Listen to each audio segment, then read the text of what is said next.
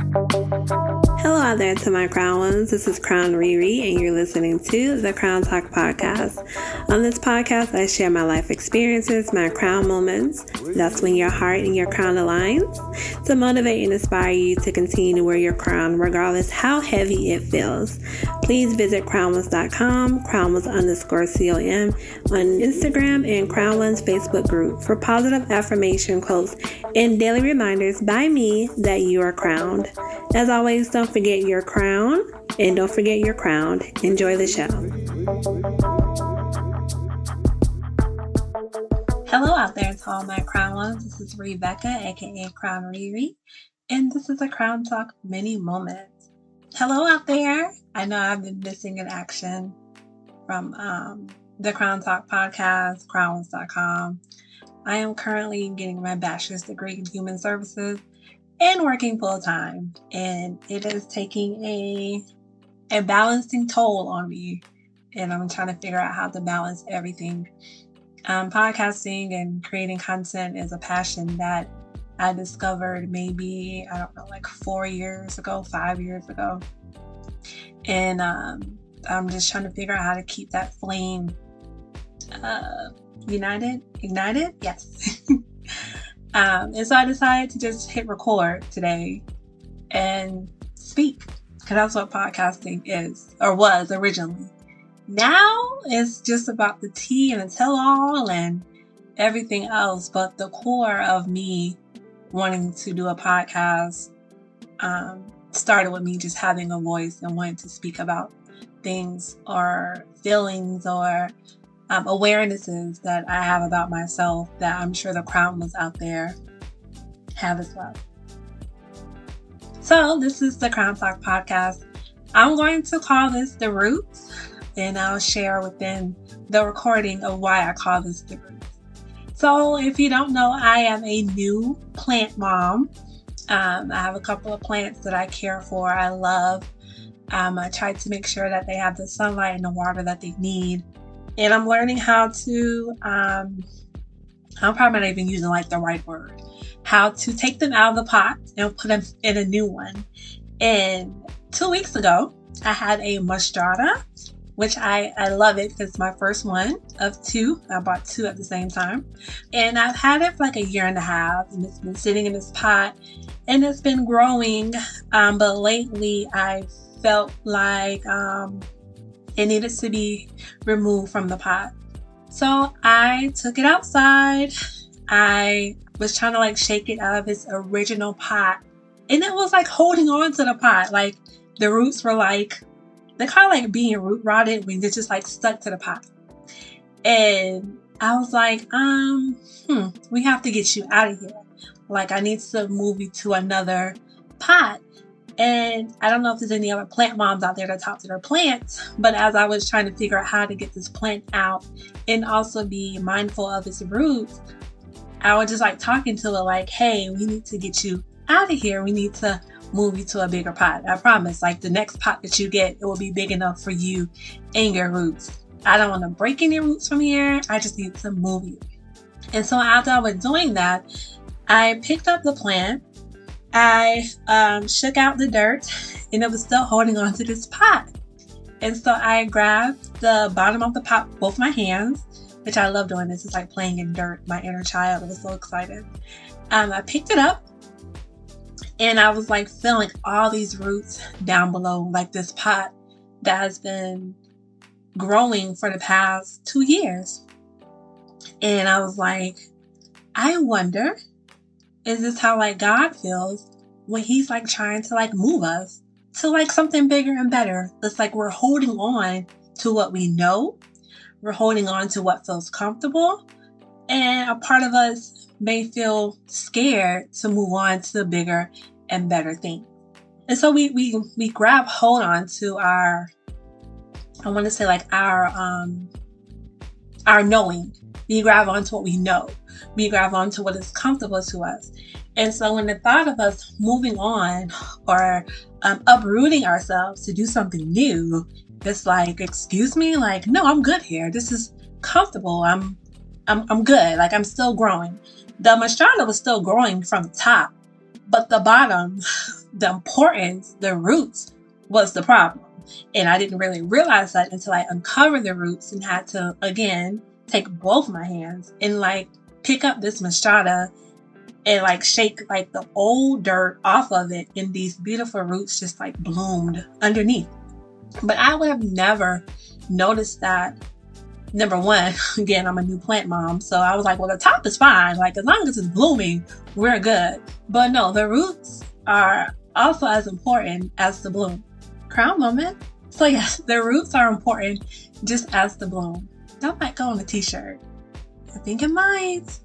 So like, that's why I love doing podcasts. So yeah, that just came to me again, just thinking on God's end.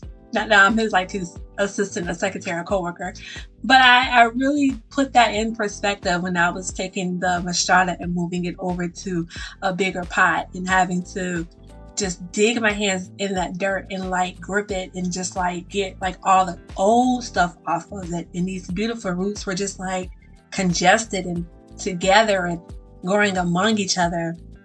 And that happens to us in our life when we are very, very comfortable, which I've learned in counseling. Being comfortable doesn't mean it's healthy, but just the thought, like, you know, like I'm good here. Like I don't need to do anything. That happens to me a lot with my work and also with school. Before I got my associate's degree, I was very comfortable just working and being home and taking care of my animals at the time. But there was a part of me where just like, well, what if I just get to a bigger pot and learn something new?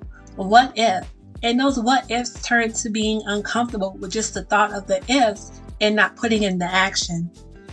And because of that, and you know, a lot of you know my story of me waking up every morning at 4:30 watching Frasier.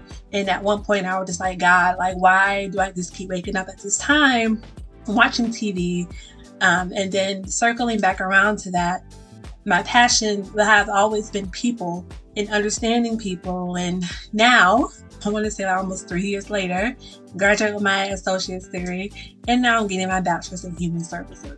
And again, very uncomfortable for me to move along, very uncomfortable for me this year. I have celebrated myself more than I can think of, which is not something that I do. I do small celebrations, but this year, like I've been really like announcing myself when I come in the room, of course. But so that uncomfortableness is just a part of growing.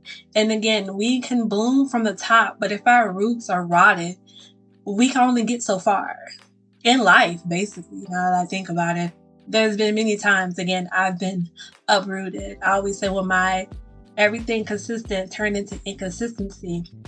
That was an example of me just being uprooted from everything that I knew, everybody that I trusted being removed from me for whatever reason, and just getting back to the basics of me and, you know, the basics of family. So I just wanted to put it out there to all my crowners out there. If you feel like, or you will feel like, you know, your roots are suffocating themselves because it's time for you to move and you're scared, it's understandable. But there's a bigger pot for you to be in. There's a bigger moment for you to be in, I promise. Again, Crown ReRe is an extrovert. I'd be over here chilling, minding my business. From me podcasting to me going to school, just these things where I'm using my voice is me sitting or being stirred in a bigger pot. So yeah, so I just wanted to share that with all the crowners out there. Being comfortable doesn't mean that it's healthy. And again, blooming is important, but so are the roots. So I just wanted to share a crown moment. A crown moment is when your heart and your crown aligns.